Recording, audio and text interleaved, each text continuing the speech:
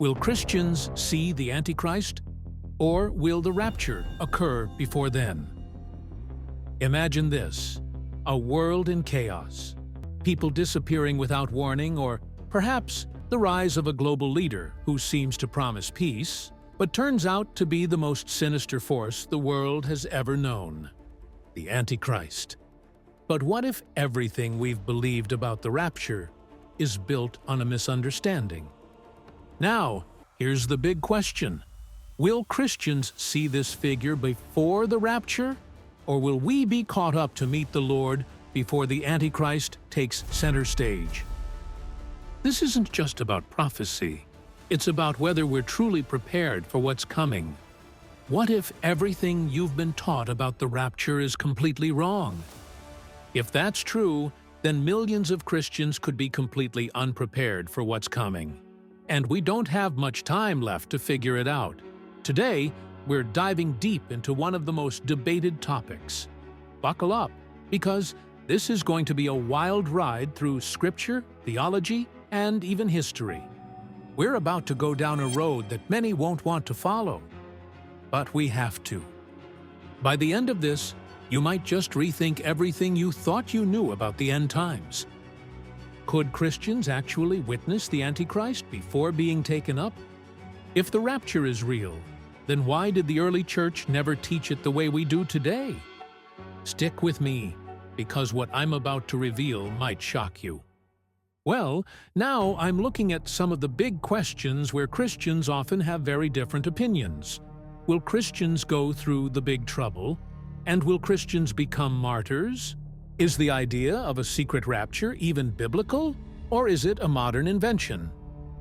What if the biggest voices in prophecy are missing something that could change everything? Today, we're discussing what's called the rapture. Have you heard that word before? The rapture.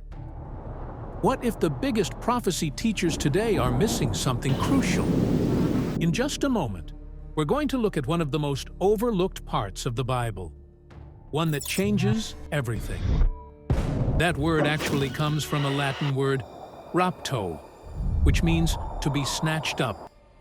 It's found in the Latin Vulgate translation of the Bible, specifically in 1 Thessalonians 4. There it says, "We shall all be snatched up to meet the Lord in the air." In Latin, the word snatched up is raptoed. That's where we get the English word raptured. The word rapture has changed over time.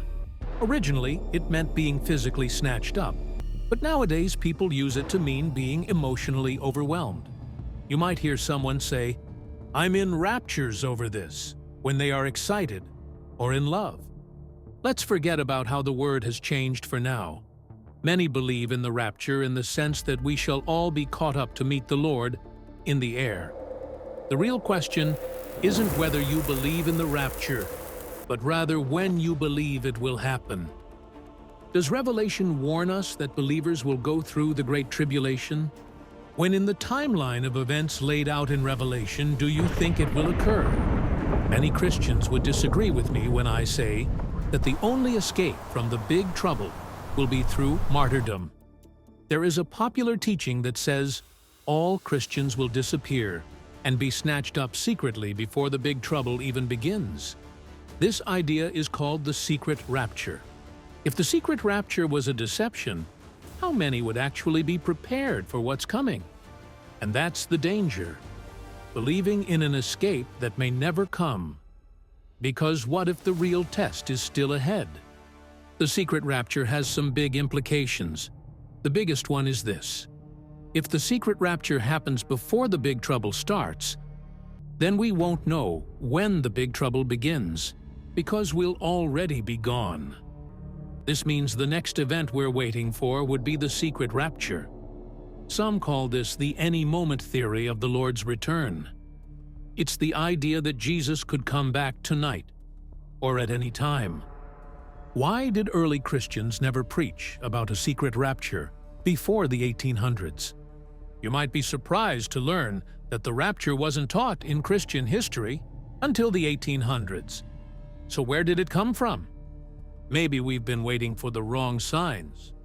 and the real warning is already here. What does the Bible actually say about escaping tribulation? According to this view, it will be at least 3.5 years because the big trouble hasn't started yet. This is what everything hinges on when you expect Jesus to return. If Jesus is coming for us before the big trouble, then he could come at any moment. But if he's not coming until after the big trouble, then his return can't be any moment. However, it could still be within our lifetime, and every Christian hopes it will be during their lifetime. After all, no one wants to see an undertaker measuring them for a box.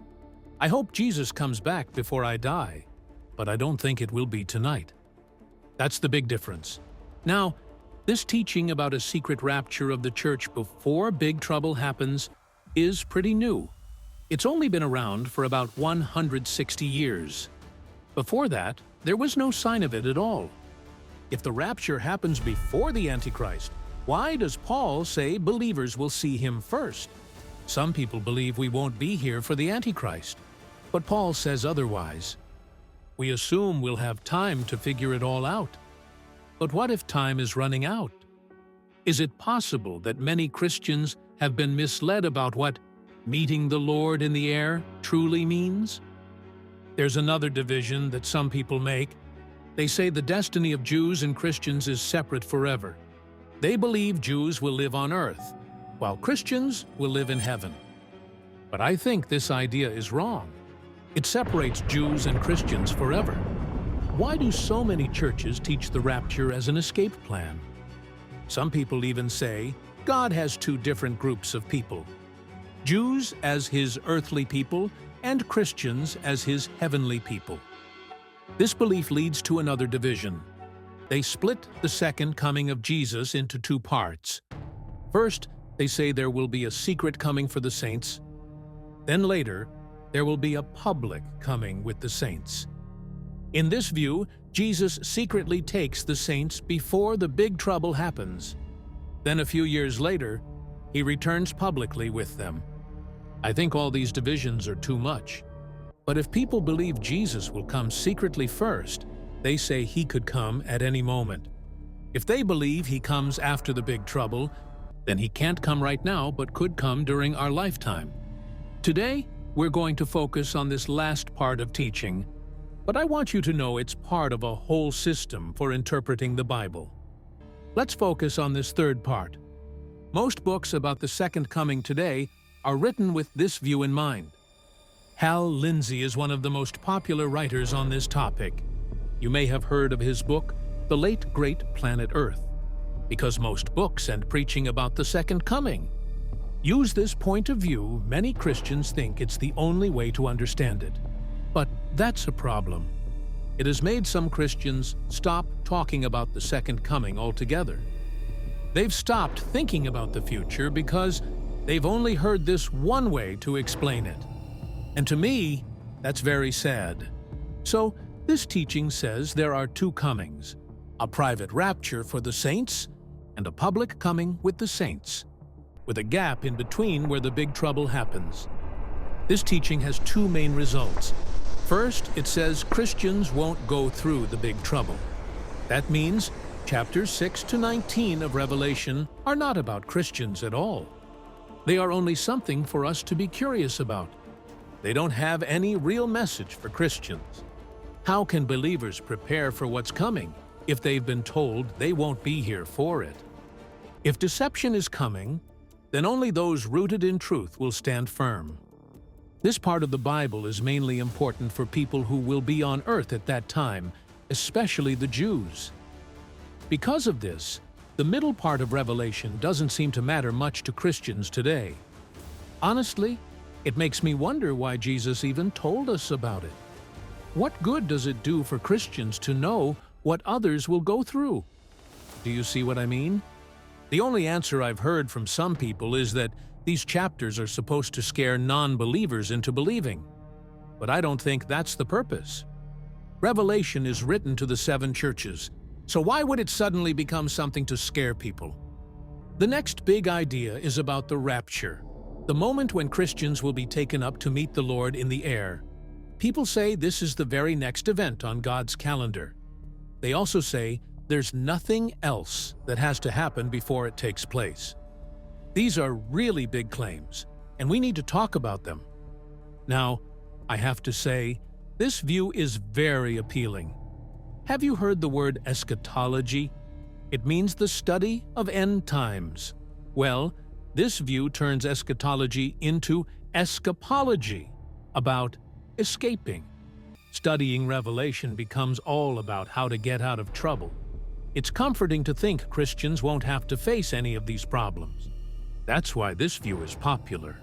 It brings comfort to believers and challenges non-believers. Some churches even scare kids by saying their parents might disappear if Jesus comes back tonight. I think that's wrong. I've never seen that kind of preaching in the New Testament, not to adults, and definitely not to kids. But many have turned to Christ out of fear that he could come back at any moment. It's been used a lot in preaching because it's powerful. But the question we have to ask is it true? Let's look at where this idea started. It began around 1830. There's no trace of this way of understanding the Bible before then. This could mean the difference between standing firm or falling away when the pressure comes. 3 people were involved: an Englishman, an Irishman, and a Scotsman. Don't read too much into that, it's just what happened. The Irishman was John Nelson Darby, a leader in the Brethren movement. The Englishman was Dr. Henry Drummond, who lived in a big house in Guildford, Surrey. The Scotsman was a minister named Edward Irving, and there was also a prophetess named Margaret MacDonald from Port Glasgow. Margaret gave a prophecy saying Christians wouldn't have to go through the big trouble. Edward Irving accepted it, and it was talked about at Dr. Drummond's house, where John Darby was present. This idea got into Darby's teachings and became a big part of Brethren belief. But not all Brethren agreed. George Miller, who ran the famous orphanage in Bristol, said Darby was wrong. Others, like Benjamin Newton and Samuel Tregelles, also disagreed. But Darby had a strong personality and convinced most people. Darby went to America and persuaded a lawyer named C.I. Scofield to believe this view. Scofield created a Bible with notes explaining the Bible this way, called the Scofield Bible. Have you heard of it? Let me warn you, never buy a Bible with human notes in it. If you do, you might think the notes are part of God's Word. But they're not. They're just one person's opinion. The Scofield Bible became very popular, especially in America. And many people thought these ideas were in the Bible when they were really just Scofield's interpretations. Is it possible that the church has misunderstood Jesus' warnings about suffering? This view divided history into 7 periods, separated the future of the Jews and Christians, and taught that there are 2 second comings of Jesus. You can find all that in the Scofield Bible, but not in a Bible without human notes. If you want notes, get a separate commentary, but don't mix them with the Bible. It's too easy to confuse the two. Because of the Scofield Bible, many Bible colleges only taught this view. The most famous is Dallas Theological Seminary, where you can't even be a student unless you agree with it. One student from Dallas, Hal Lindsey, became well known for spreading this teaching. So that's the history. An Englishman, an Irishman, and a Scotsman brought it to America. Scofield added it to his Bible, and Dallas Seminary taught it. Now, most evangelicals in America believe this view. It's not as common in other places, but it's still influential because of books and the Scofield Bible. So, what's the reason for the idea that Jesus' second coming could happen at any moment, and that it will be a secret? This belief is even in movies. Have you seen A Thief in the Night? Be careful not to just accept these teachings without thinking carefully about them. There are 7 reasons people give for believing in a secret rapture before the big trouble. But here's the shocking part. None of them hold up when you actually study the Bible. And in a moment, I'll show you why. But here's the thing. There isn't a single clear verse in the New Testament that says this will happen. You can only guess it from certain parts of the Bible. I wish there were one verse that said, "Don't worry, you'll be raptured before the big trouble." But there isn't. All the arguments for it come from guesses and hints. Let me explain what I mean. There's a word called exegesis, which means getting the meaning out of the Bible. Then there's another word, eisegesis, which means reading something into the Bible that isn't really there. When people start guessing and drawing conclusions from hints, they might be reading things into the Bible. Here are the 7 points people use to support the idea of a secret rapture. Statements about speed. The Bible says things like, "I am coming soon," or "I am coming quickly." Some people think that means Jesus could come at any moment, but it's been over 2,000 years since those words were written. What is soon and quickly to us is different for God. To Him, 1,000 years is like a day. Statements about surprise. Verses like, "I will come as a thief in the night," and "No one knows the hour," make people think Jesus will come suddenly, without warning. But that doesn't mean it will happen secretly. Different words for the second coming.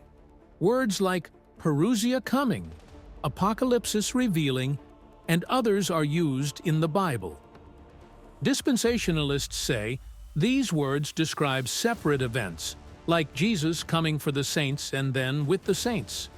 But this division isn't clearly taught in the Bible. What early disciples expected. Some say the disciples thought Jesus would come in their lifetime. Verses like, "This generation will not pass away until all these things are accomplished," are used as proof. But Jesus didn't return during their lifetime, so this idea needs careful study. The absence of the word church in Revelation 6-19. People argue that because the word church isn't in those chapters about the big trouble, the church must not be on earth. The promise of comfort. In 1 Thessalonians 4, Paul tells believers to encourage each other with these words about Jesus' return. Some think this means telling people they won't face the big trouble. But is that really what the passage says? The wrath of God. Some say that since the big trouble involves God's wrath, and believers are saved from God's wrath, Christians won't be there. Verses like 1 Thessalonians 5 verse 9, "For God did not appoint us to suffer wrath," are used to support this. These are the main points people use to argue for a secret rapture. But remember, these are guesses based on hints. We need to study carefully and make sure we're taking our beliefs directly from the Bible, not reading things into it. Now, let's go through these 7 points and look at them more closely. I think you know where I stand on this, but I want you to decide for yourself. First, let's talk about the words soon and quickly. I believe we need to see these words from God's view of time, not ours. Time works differently for God. In 2 Peter 3, it talks about the delay of Jesus' return. Even in the early church, people asked, "Where is the promise of His coming? Everything is the same as it's always been. What's going on?" Peter answers by saying, "To God, 1,000 years is like one day." God's time is flexible.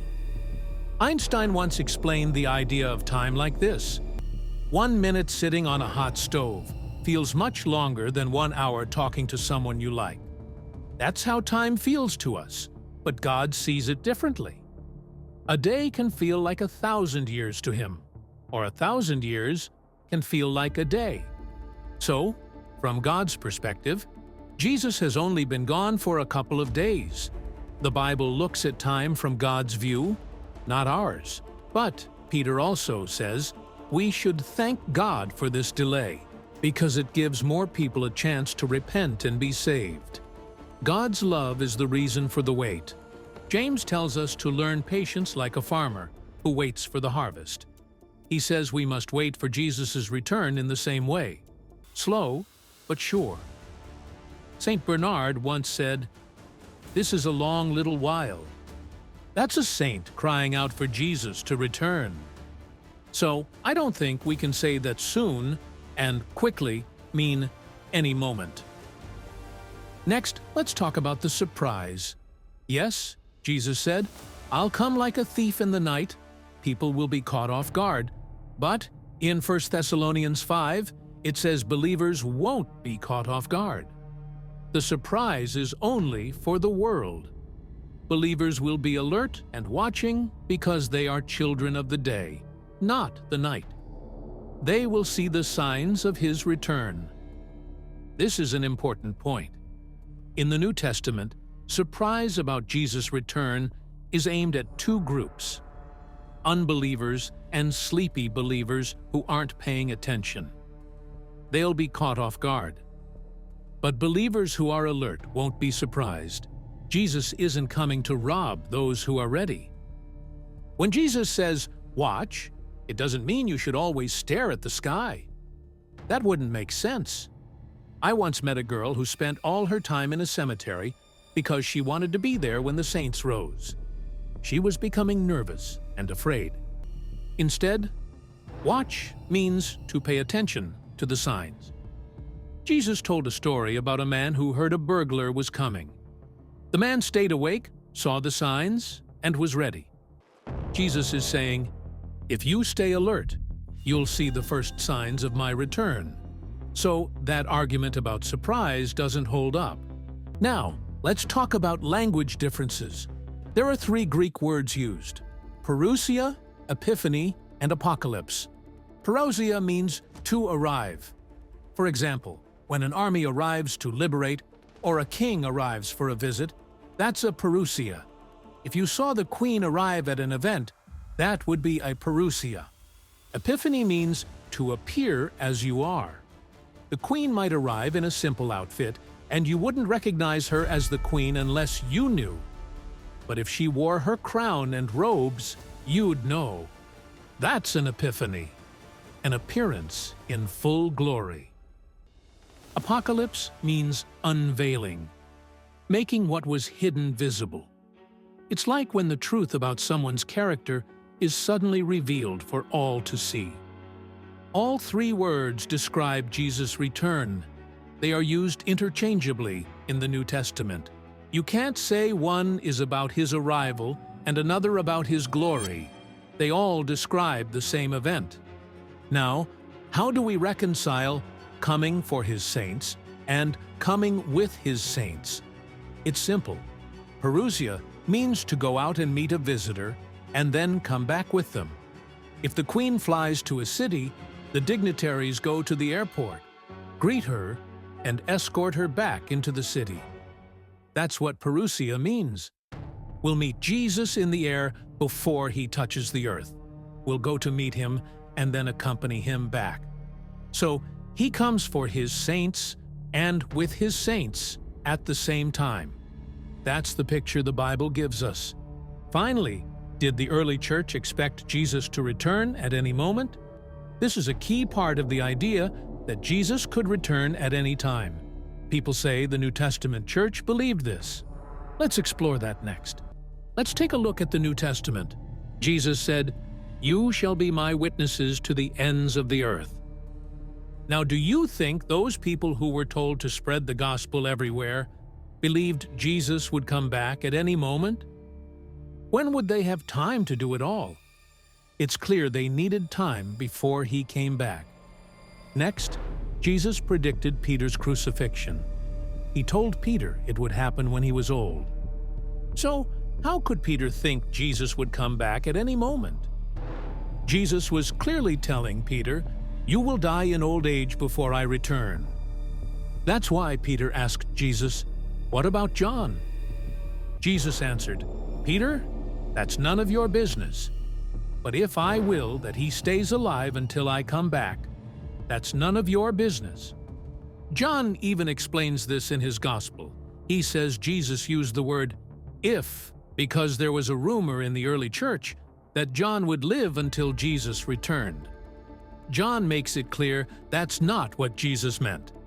There are lots of parables about the second coming, and they all show there's going to be a long wait. Take the parable of the bridesmaids, or the 10 virgins. But notice, it says the bridegroom was a long time coming. Then there's the parable of the talents. I'm reading from it now. After a long time, the master of those servants returned. Here's an interesting verse from Luke's Gospel, right before the parable of the talents. Jesus went on to tell them a parable because the people thought the kingdom of God was going to appear at once. Then Jesus told them a story about a long time. The real test of being ready for the second coming isn't how you act if you think he's coming tomorrow. It's about how you live if he doesn't come for another 1,000 years. The important thing isn't what Jesus finds you doing when he comes back, but what you've been doing the whole time he's been gone. You get what I mean? The idea of panicking, thinking he might come tonight. That's not the point. For example, I wouldn't stop spending time with my wife tonight just because I think Jesus might come and find me doing it. That's silly. It's not about thinking, oh no, he might come right now and catch me doing this.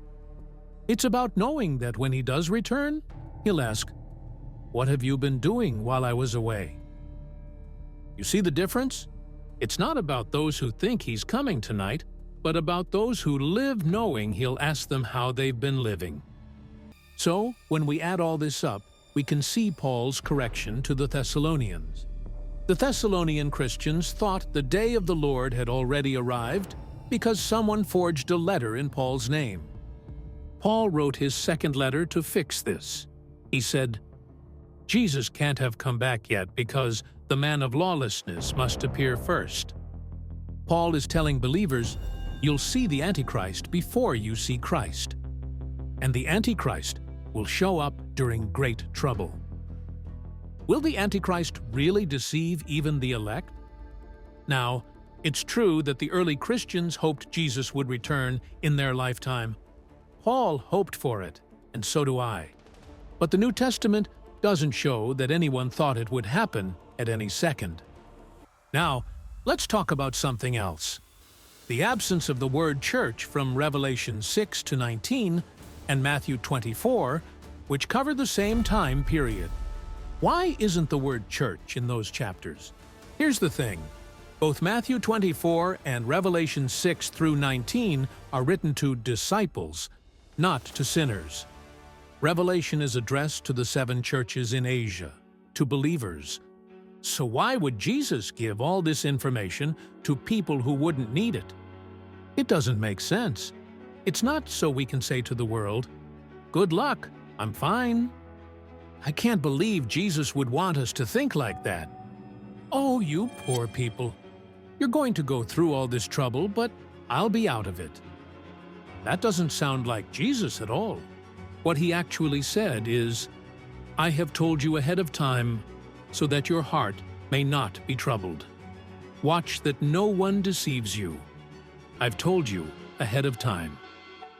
That's just like Jesus, to warn us and prepare us so we're not caught off guard. Next, look at the words elect and saints. These words are used in those chapters and throughout the New Testament to mean Christians and the church. Over and over, born-again believers are called the elect and the saints of God. Every epistle is addressed to the saints in Rome, the saints in Ephesus, and so on. If the absence of the word church means a scripture isn't for Christians, then what about the 6 epistles that don't use the word church? Would that mean they're not for Christians? Of course not. That's nonsense. Those epistles are 2 Timothy, Titus, 1 Peter, 2 Peter, 2 John, and Jude. Jude doesn't use the word church, but does use the word saints. Could there be a reason why the word church is avoided in the book of Revelation? Well, the words chosen and elect are used 55 times in the New Testament. Out of those, 5 refer to Jews, and 50 refer to Christians. The phrase Holy Ones, which means saints, is also used for both Jews and Christians. I think the word church isn't used here because the terms elect and saints are meant to show God's care for both Jews and Christians. God's concern is mainly for Christians, but also for His Jewish people. Remember Revelation 7? It talks about 2 groups, God protecting Jews and God comforting Christians. This double focus continues all the way to the New Jerusalem, where Jews and Christians live together in Christ. Jesus said, "I have other sheep which do not belong to this fold, but there must be one flock and one shepherd." I believe the destiny of Jews and Christians is the same, not separate. Jesus will bring us together in the end. That's why Revelation doesn't use the word church during the big trouble. Not because the church isn't there, but because terms like elect include both Christians and Jews. God cares for both. Interestingly, the word church isn't found in any of the passages describing the rapture. For example, in 1 Thessalonians 4, which is often quoted by dispensationalists, the word church isn't mentioned. Some might argue this means the church isn't part of the rapture, but that logic is flawed. Just because the word church isn't used doesn't mean it isn't there. Now let's talk about comfort and encouragement. The encouragement here is that the Lord will help us through the big trouble, not take us out of it. The New Testament promises trouble for believers. Jesus said, "In the world you'll have big trouble, great tribulation. But cheer up, I have overcome the world." Because Jesus overcame, we can overcome too. He is with us, and He is the overcomer. I asked a friend how he was doing, and he said, "I'm very well over the circumstances." That's what overcoming looks like. In Acts 14:22, Paul tells his followers, "Through much tribulation we shall enter the kingdom." Jesus also warned about those with shallow roots who fall away quickly when trouble or persecution comes. Christians are not under God's wrath. The Bible says, "God did not appoint us to suffer wrath." But during the Great Tribulation, saints will suffer more than others. Many will be persecuted and even martyred. Revelation describes a great multitude of martyrs, so many that no one can count them. Is it possible that the church has misunderstood Jesus' warnings about suffering? Even now, Christians suffer because of God's wrath on society. Romans 1 explains that violence, dishonesty, lawlessness, and homosexuality are signs of God's wrath. Christians feel the effects of this wrath because we live in the same sinful world. There's no promise in the Bible that Christians won't face harm. For example, Christians can still be hurt or mistreated. The Bible doesn't say Christians won't suffer in this sinful world. We're not exempt from the effects of God's wrath on society. But when God pours out His wrath on the world, here's what we know. It won't be aimed directly at us. It won't send us to the lake of fire. Hell is far worse than the big trouble. It won't last forever. It will mean Jesus' return is very close. Some of us may escape the worst by fleeing to safer places. Could preparing for the end times be the key to strengthening your faith today? History is repeating itself, but most of the church is asleep. Are we paying attention? The worst thing that can happen, martyrdom, will only send us to heaven sooner. It won't be any worse for us personally than what Christians in the past have faced. Finally, the ultimate expression of God's wrath is hell, the lake of fire, and we will never experience that. I believe God will give some of His people special protection during difficult times. When I was reading about the plagues in Egypt, I noticed something amazing.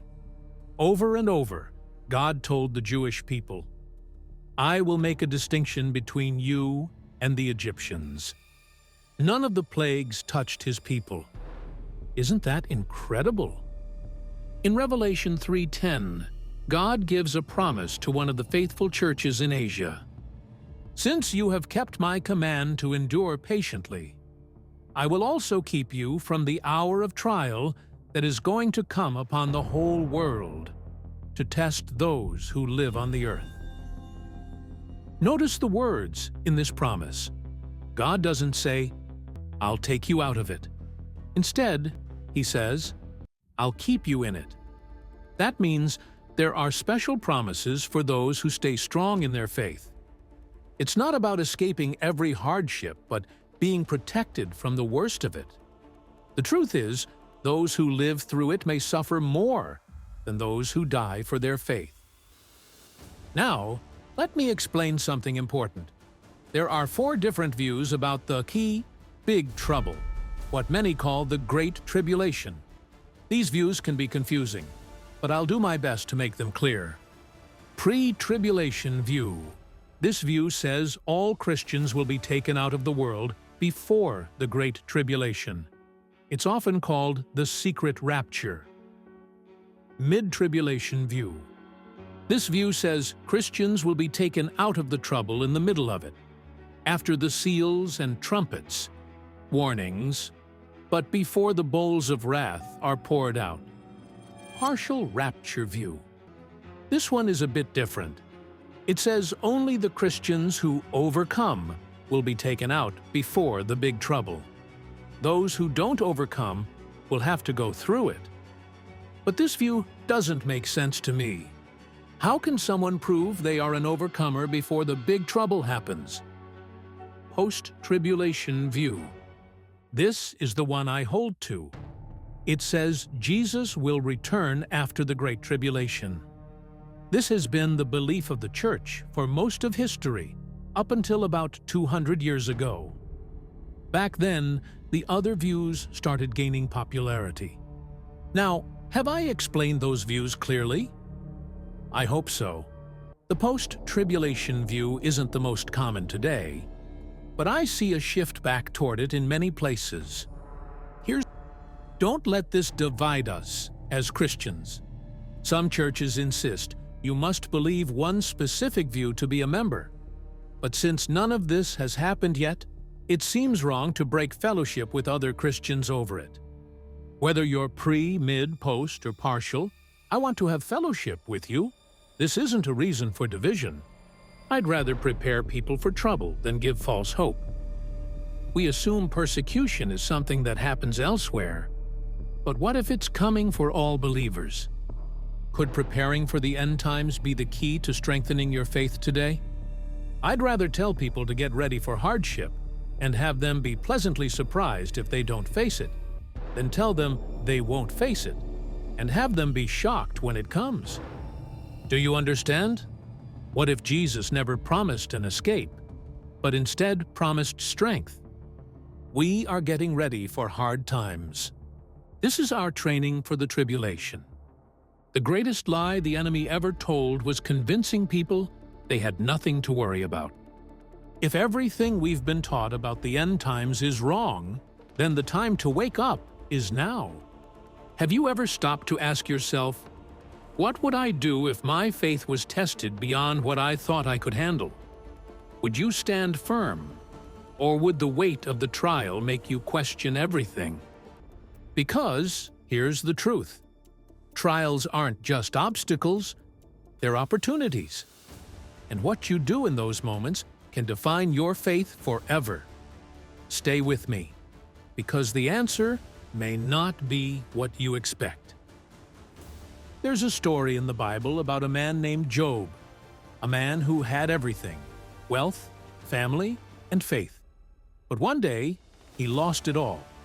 His livestock gone, his children gone. Even his health was taken from him. Can you imagine standing in his shoes?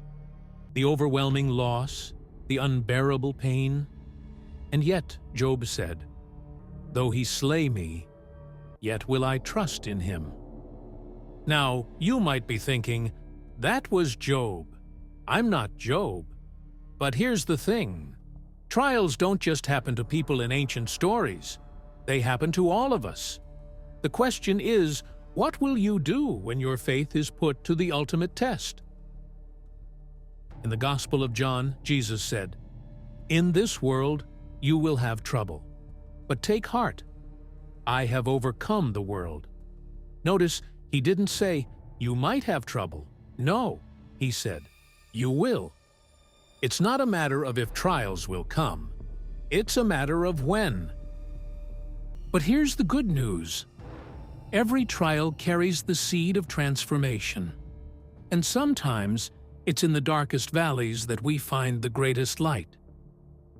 Let's be honest. When trials hit, doubt often sneaks in. You might ask, why is this happening to me? Did I do something wrong? Where is God? Even the strongest believers have moments where they feel like their faith is slipping through their fingers. Remember Peter? He stepped out of the boat with boldness, but as soon as the storm surrounded him, he began to sink. What did Jesus do? He didn't scold Peter for doubting. He reached out and pulled him up. Because even when our faith wavers, God's faithfulness never does. Sometimes the weight of a trial feels like it's too much to bear. Maybe you're facing a diagnosis that's turned your world upside down. Maybe your prayers for a breakthrough feel like they're bouncing off the ceiling. Or maybe you're just so tired of holding on. But here's what the Bible teaches us. God doesn't waste our pain. Romans 8, verse 28 says, "And we know that in all things God works for the good of those who love Him."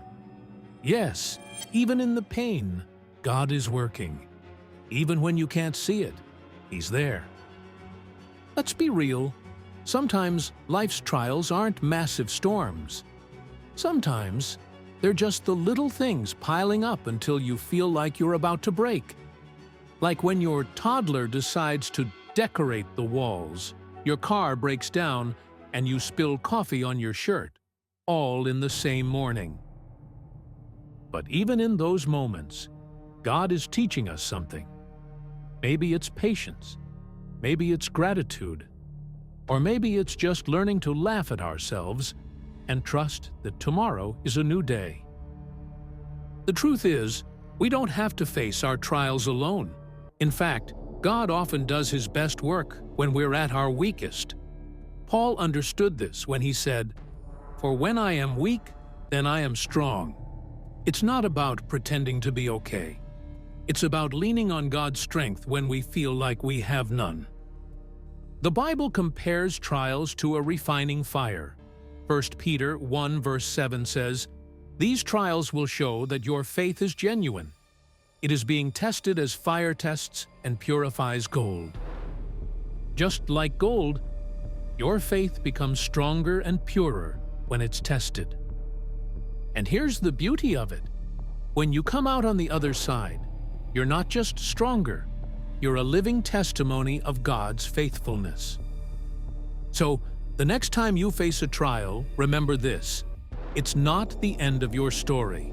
It's a chapter in a much bigger story that God is writing. A story of redemption, strength, and faith that endures. Your trial might feel overwhelming, but you're not alone. God is with you every step of the way. And just like Job, just like Peter, just like countless others, you'll find that His grace is enough. So, let's get ready for trouble. And remember, when it comes, it won't last forever. Soon, He's coming back. Maybe we've been waiting for the wrong signs, and the real warning is already here. Before the second coming of Christ, these 4 signs will take place. The Bible is a history book unlike any other available in any public library. Its history starts with the Earth's creation and ends with the world's end. This is the only history book that covers such a broad range of events on planet Earth, partially because no one was present at the beginning to witness and document it, and therefore, no one can write the beginning of our world authoritatively. We are the only people in the world who know how it will all end. That is unique. The Lord did not reveal the future to his followers to satisfy their curiosity. He showed it to prepare them so that they would not be surprised when it arrived and that they would not misinterpret it. Be grateful that Jesus was so forthright in sharing the future for us. People ask, are we in the end times? However, the Bible talks of the last days, and we have been in those last days for 2,000 years. The last days, they started at Pentecost, where the first prophecy of the last days was fulfilled. Every Christian generation should live to be ready for the Lord's return. The Bible is a book full of predictions. Its pages contain 735 predictions about the future. A prediction can be found in 1/4 of the Bible's chapters. From beginning to end, it is basically a prophetic text, though some books focus more on predictions than others. 596 of the 735 predictions have indeed occurred and have literally come true according to the scripture prediction. So 81% of all Bible prophecies have already come true, and some of those prophecies were made centuries before the case. It doesn't take much confidence to believe that the remaining 19% will happen as well. That's a very high score. The Bible has proved 100% right for every prediction that could have been fulfilled by now.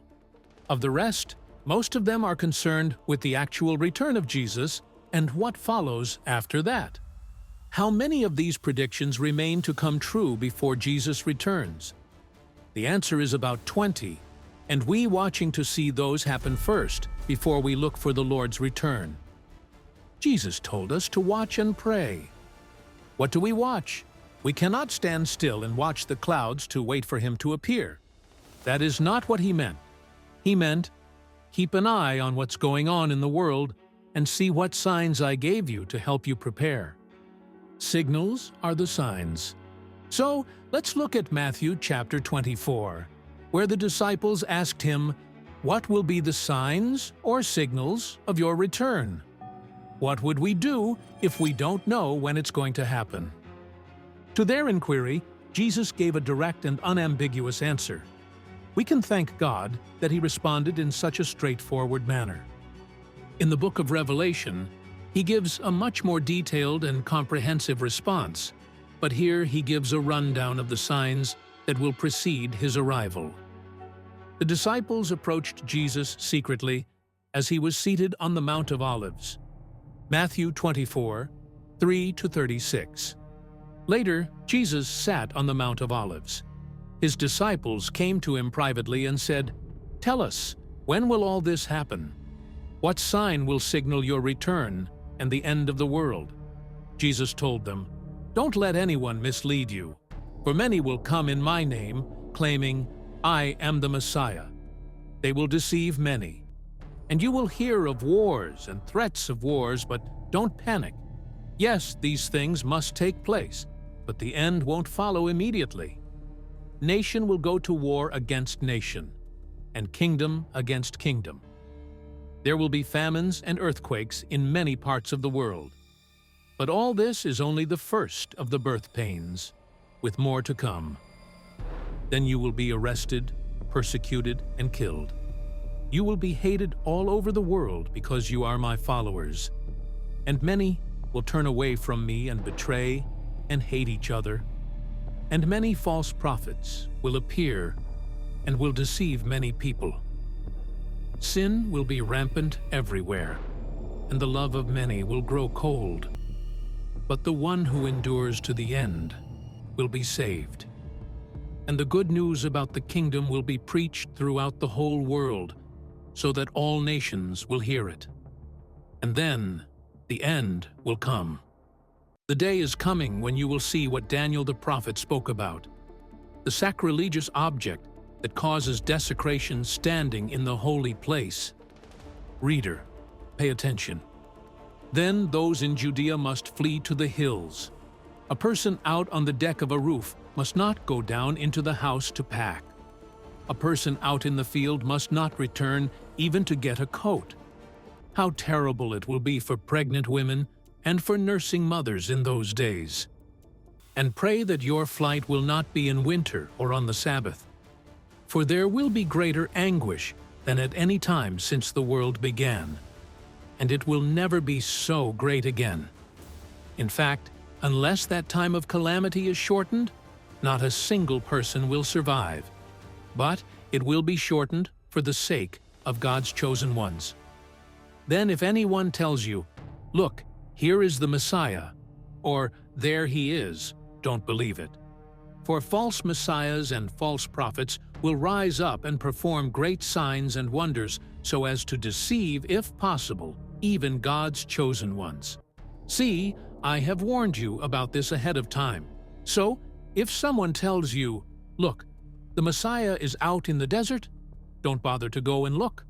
Or, "Look, he is hiding here," don't believe it. For as the lightning flashes in the east and shines to the west, so it will be when the Son of Man comes.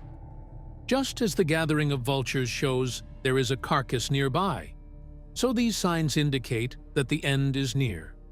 Immediately after the anguish of those days, the sun will be darkened, the moon will give no light, the stars will fall from the sky, and the powers in the heavens will be shaken. And then, at last, the sign that the Son of Man is coming will appear in the heavens, and there will be deep mourning among all the peoples of the earth. And they will see the Son of Man coming on the clouds of heaven with power and great glory. And he will send out his angels with the mighty blast of a trumpet, and they will gather his chosen ones from all over the world, from the farthest ends of the earth and heaven. Now, learn a lesson from the fig tree. When its branches bud and its leaves begin to sprout, you know that summer is near. In the same way, when you see all these things, you can know his return is very near, right at the door. I tell you the truth, this generation will not pass from the scene until all these things take place. Heaven and earth will disappear, but my words will never disappear. However, no one knows the day or hour when these things will happen, not even the angels in heaven or the Son himself. Only the Father knows. Now, in that passage, he gave 4 distinct signs of his coming. One of the 4 signs is already there, while the other 3 are not. That is why I say, we are in the beginning of the end times. So, what exactly are these 4 signs he gave us? The first is clearly disasters in the world, and he mentions, for example, wars, famines, and earthquakes. These are certainly happening, but they have been happening for over 2,000 years. They are getting more intense. So we certainly are in this first sign. There are already wars, rumors of wars, earthquakes, and famine. Jesus says, don't be deceived. He says that again and again, all the way through. As we get nearer to the end, the danger is deception, both inside and outside the church. In this case, he says, from false Christs, false messiahs, people who will take advantage of the turmoil of natural disasters to present themselves as saviors. There are well-known examples of people who pretended to be saviors and led people into desert locations, only to end in tragedy. However, there are many false Christs, false saviors who claim to be the promised deliverer from all our troubles. The more problems there are, the more false deliverers there would be. But, as Jesus advises us, don't be alarmed. Don't be worried when you learn of a new war, a new tragedy, or a new famine breaking out. He said something astonishing. These are painful events, but they are not pangs of death. They are birth pains. So, when you read of disasters in the media, these are the pains that mean something new is about to be born. This should completely change our attitude. We know what the world is coming to. We should not be alarmed or dismayed, not as worried as the world will be about these things.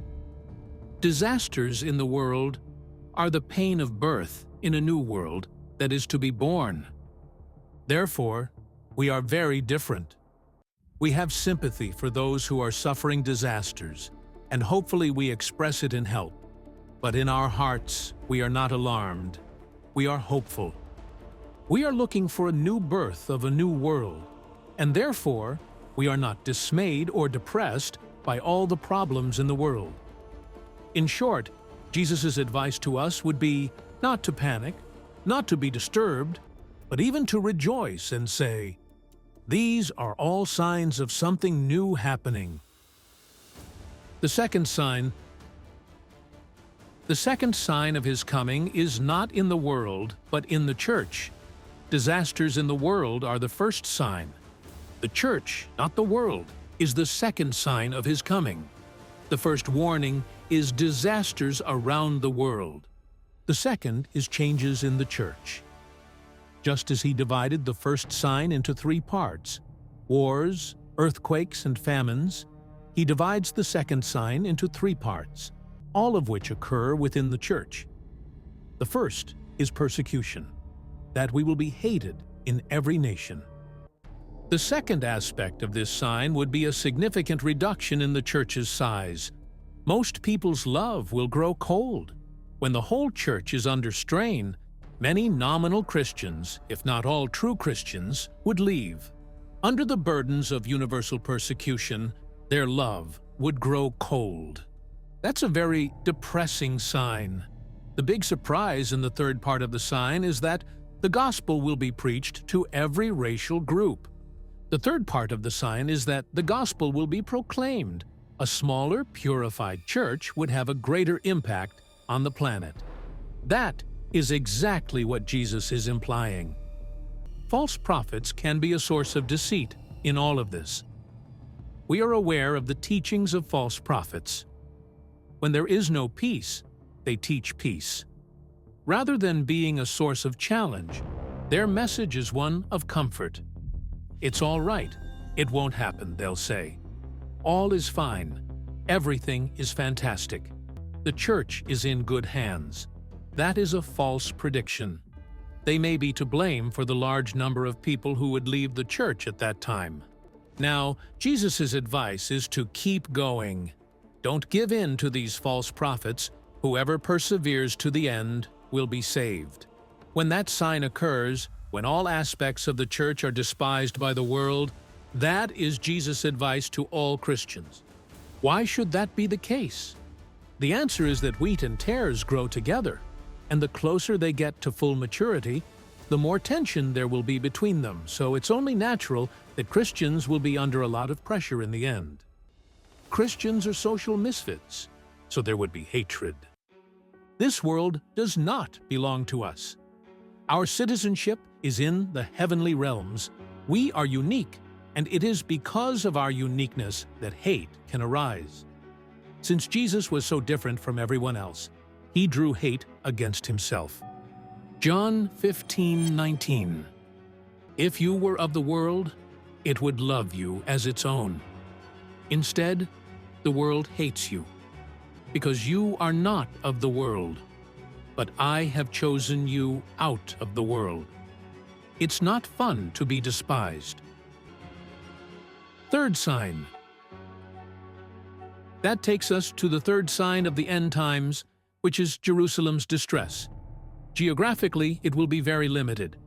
In this passage, Jesus quotes Daniel's prophecies, and there is a character in Daniel's prophecies who is referred to as the abomination of desolation. Daniel mentions it 3 times. What does it all mean? What's the big deal? It's about a human being, a man, who establishes himself in the very city of God, calls himself God, and refuses to accept anyone else's will above his own. A tyrant whose arrival will have global ramifications, but who will be centered in Jerusalem, the city of God, the holy place. Then Jesus says that the 4th sign of his coming will come immediately after that. So we shall know when he is coming. We shall be ready. When that sign comes, there will be no danger of false prophets or false messiahs. There will be no deception. It will be too quick. What will happen is that all natural light will be switched off. The sun will go dark. The stars will fall. There are many predictions of this all the way through the Bible. Isaiah predicts it. The heavens will be rolled up like a carpet. All the stars of heaven will be dissolved. The skies will be rolled up like a scroll, and all their stars will fall like withered leaves from the vine, like foliage from the fig tree, leaving only artificial light to illuminate the earth. What is happening? What is going on? People may ask. This is it, Christians will exclaim. The sun, stars, and moon stop shining right before that happens. God turns off the lights of heaven to prepare for the blaze of light from the lightning that will mark his return. Then he comes on the clouds back to planet Earth, and we meet him. We are not meeting in an earthly stadium because there isn't one large enough to accommodate such a large crowd. We'll reach him in the air, and that'll suffice. Isn't that a fantastic prospect?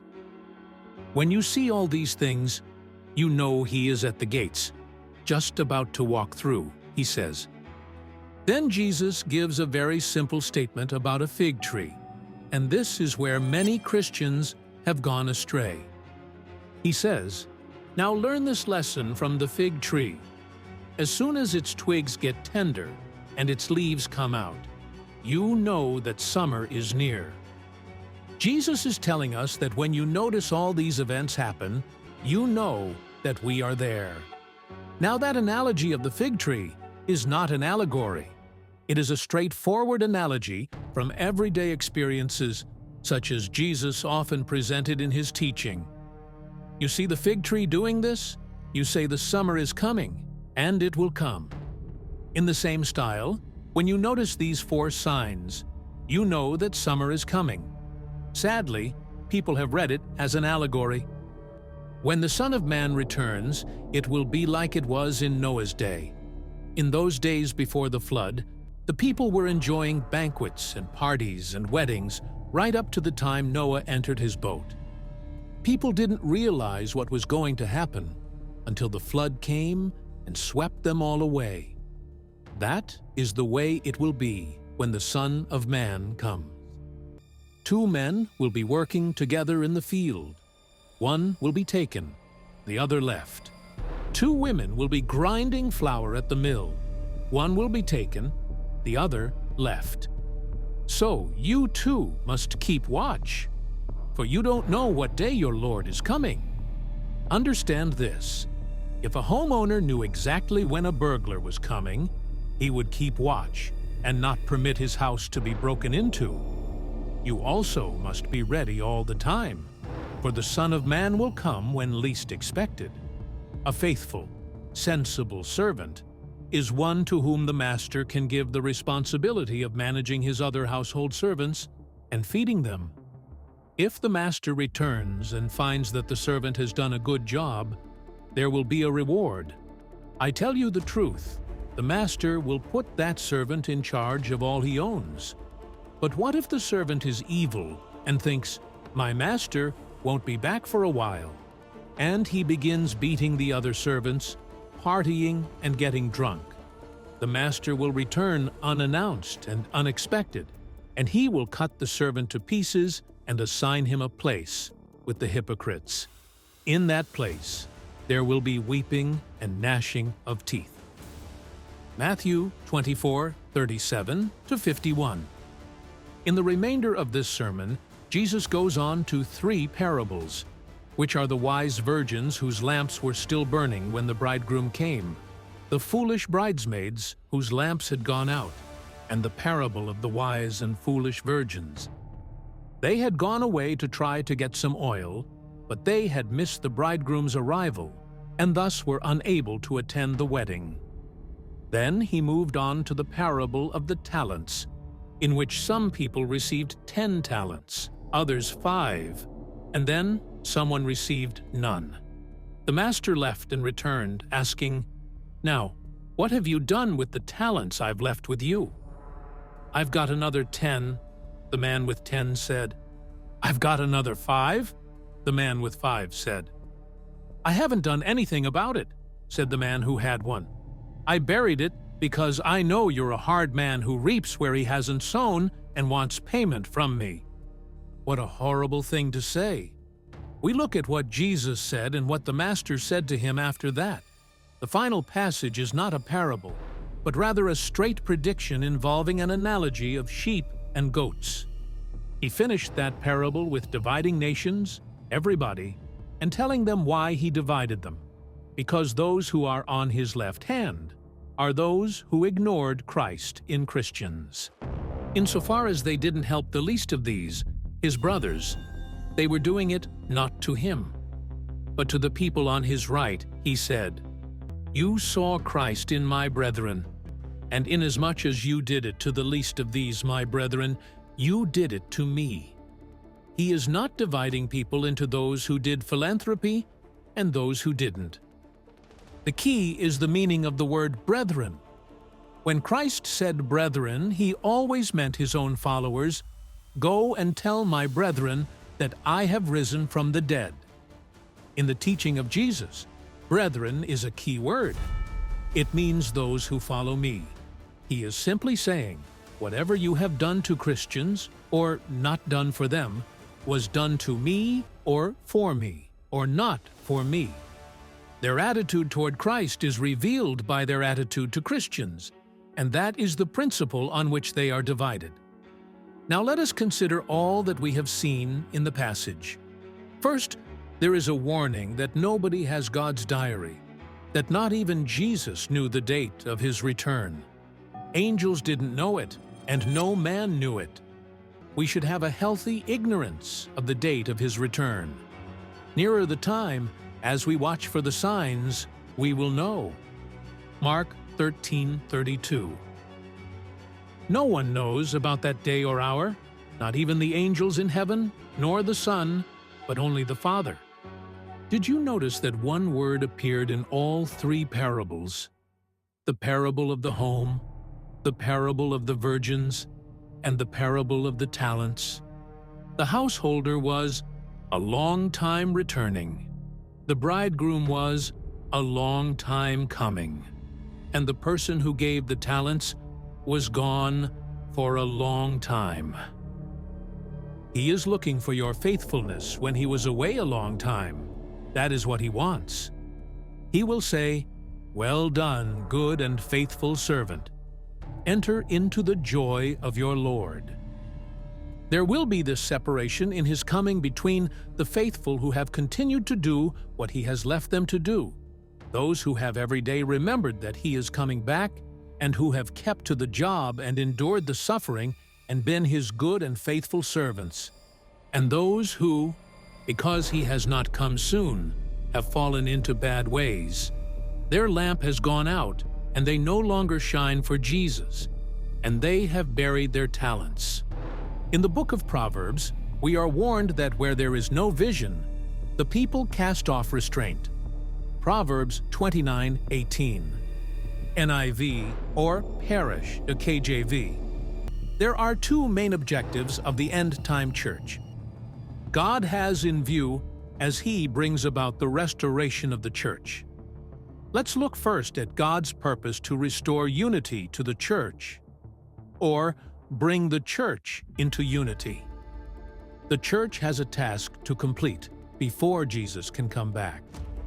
Matthew 24:14 reads, "And this gospel of the kingdom will be preached in the whole world as a testimony to all nations, and then the end will come." All four Gospels conclude with this commission to the apostles, and through them to the Church Universal.